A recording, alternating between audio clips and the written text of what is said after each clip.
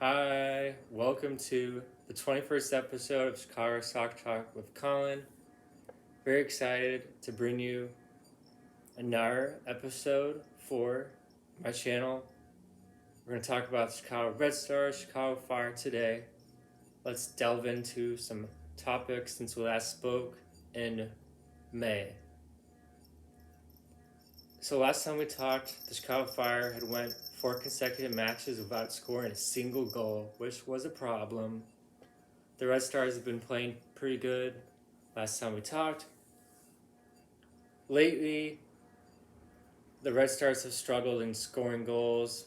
They kind of scuffled as of late. It's not been a huge problem. Most of them have resulted in draws.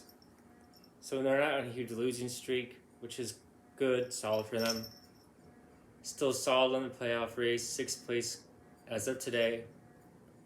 And the NWSL playoffs, more than that make it. So they would make it today if things stood where they did if the season ended.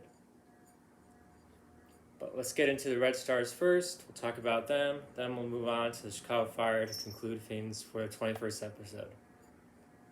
So the Red Stars were able to beat Utah 3-1.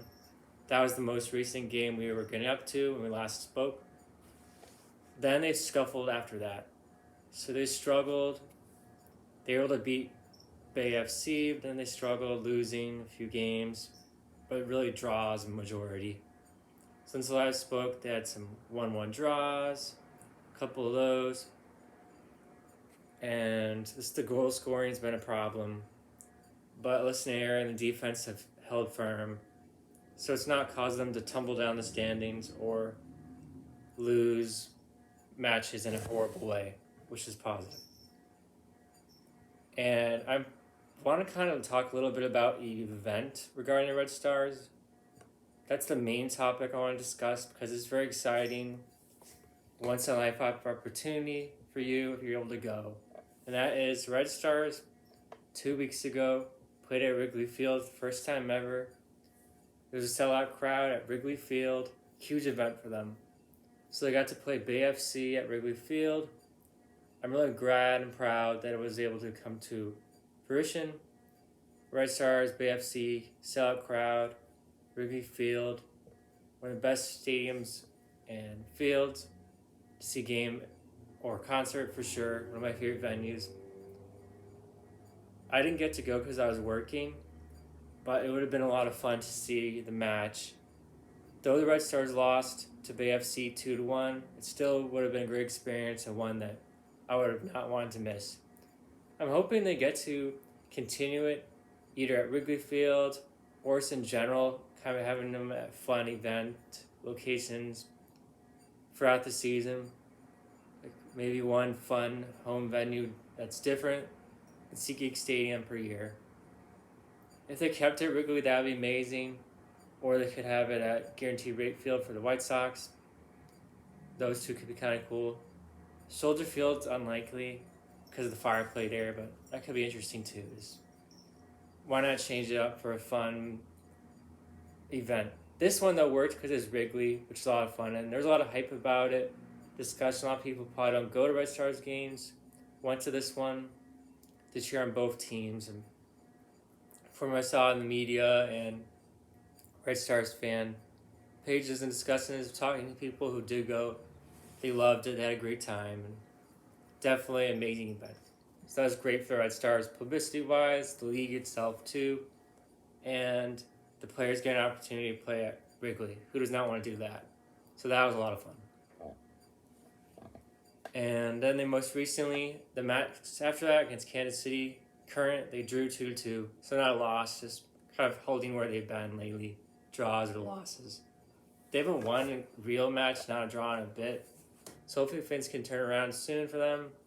They're still strongly in the playoff race. They wouldn't host if things were all equal, but they're in a solid position. They just need to keep improving, make some changes, maybe in the lineup or statistically in terms of positioning. We'll see how that works. Most of the players are healthy, so that's just a good sign, and the coaching's been solid. And from some of the matches to get to watch, not on work days, they've looked okay, so that's good. There's positive thinking, improvements needed, tinkering, nothing drastic. Doesn't need to completely overhaul the roster, which that's good for the Red Stars. Now let's move on to the Chicago Fire. So the Fire, last time I discussed, had not scored a goal in 4 matches in a row. I was ready to rant, rave, and explode, go on a tirade. Luckily that subsided and don't need to go on any tirades this episode for this Fire, which I know is rare. But lately, they've been better. They still were losing, but they're scoring some goals, which was positive. Their last 2 matches have been a fresh breath of air. They've actually scored and won both of them too. They beat a bad LA Galaxy team 2-1. LA scored first, like the 10th minute or so, but the Fire came back with 2 goals to win it, beating LA, which was huge for them because the Fire, without these 2 wins, which got them 6 points to move up in the standings, still horrible positioning, but they moved up, so that's good. We're in the cellar. In the league as a whole, they're one of the worst. They only had 13 points without these 2 wins they recently garnered. And the worst is currently the Earthquakes, San Jose Earthquakes with 11. And then there's another team with 14. So they would have been like second worst in the whole league if they hadn't got these 2 wins. And there have been a lot of games played, and they're that bad, which is sad. Because if you can get 13 points, for example, to get that on a season as a whole, you only need 4 wins plus a draw to get 13 points. And they've been far more than 5 matches played, and they're stuck at 13. Luckily, they're on 18. So that's a lot better. So definitely positive for them. 12, 13 points is bad, but 18 is better. So the 2 wins beat LA Galaxy, stink, which was good. Then they beat more recently horrible Toronto team. Toronto FC recently was horrific. Last season they were bad. The season before they were bad. This year they were really bad. But at least recently they've started winning some more, drawing some more. So they've moved up to 7th, which would be a playoff spot today if things did not change. They would not host, but they would have a position in the playoffs. And MLS is coin flip at best times. You never know. You could win a playoff round, even if you don't really deserve one or didn't play well. If you sneak into the playoffs in MLS, you could win a match. It's not unheard of. And it's not unlikely either. But Toronto, they do have one of the most paid players in all MLS, and Lorenzo Insigne, second most high paid in MLS, I think, behind Messi. But they got destroyed. The Fire came out guns blazing, probably most goals they scored the whole season, I think, from 4 goals. They won on a tirade. They finally showed up scoring. The defense for Toronto caved. And the Fire crushed them 4-1. Much needed victory to help in goal differential, helping continuing those win streaks to 2 wins in a row now, helping fans' confidence, players' confidence. Now they're in 11th in the Eastern Conference standings, so still bad. But the MLS is always congested, it's close. A lot of teams can't pull away. And even the bad swallow dwellers can usually hold in there for a period. So at this point, they're not out of the playoffs.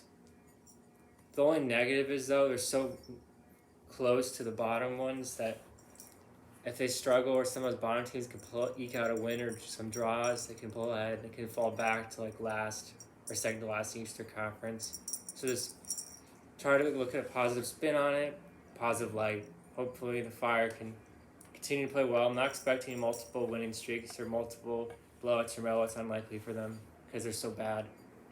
But if they can stay good pace with some wins and draws sprinkled in there, maybe a few losses, which is believable. At least they can hold in there and fight for a playoff spot at the end of the season. Maybe eke out as the 9th seed. I would consider that a success to even make the playoffs, even if it's the worst team or they didn't deserve to be there, so to speak. But due to the number of teams, they made it. That'd be fine for me. And hoping for that result that I can finally say they made the playoffs. Because they have not made the playoffs since the start of Chicago Sock Collin, my YouTube show, that made it since then. They've not made it since a podcast that I created for one of my best friends. In 2020, we created that. They've not made it since then. So it's been a while. They've even sniffed a playoff spot or even been to one. So that's kind of depressing. Hopefully they can start improving and playing better. At least they have this 2-game winning streak, which I consider a success.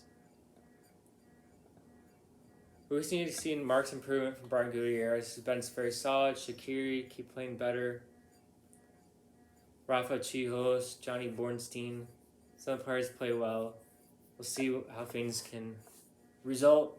Just looking for a positive thing under Frank Klopas, the manager, and George Heights to see what moves he can make at the transfer window. We'll see. I don't know if they'll do a lot of changes. Maybe standing pat is the right call, making some small moves, but better than last time. So that's a success. We'll take it here. I know this is not like an exciting episode full of drama, outrage, anger, which is good actually. We don't need that every week. There's no reason to go on an explosive rant every week because that's not realistic. It's not really like what I want to do in the episodes or for the YouTube show. It just happens. Usually passionate ones if I'm really in the mood. But this one, solid discussion on the Red Stars, the amazing event at Wrigley, and just recent run of form for them. Then the Fire's recent run of form leading up to this 2-game win streak against LA and Toronto, which has been a big success. Stay tuned for more coverage here of the Red Stars and Fire on Chicago Soccer with Collin. More coverage in general. Looking to do some new things. Maybe get some guests on the show. That'd be a lot of fun. And having some people I'm going to start talking to who might be interested, and we'll see what transpires. But thank you for supporting the show. I appreciate it a lot. Have a good week.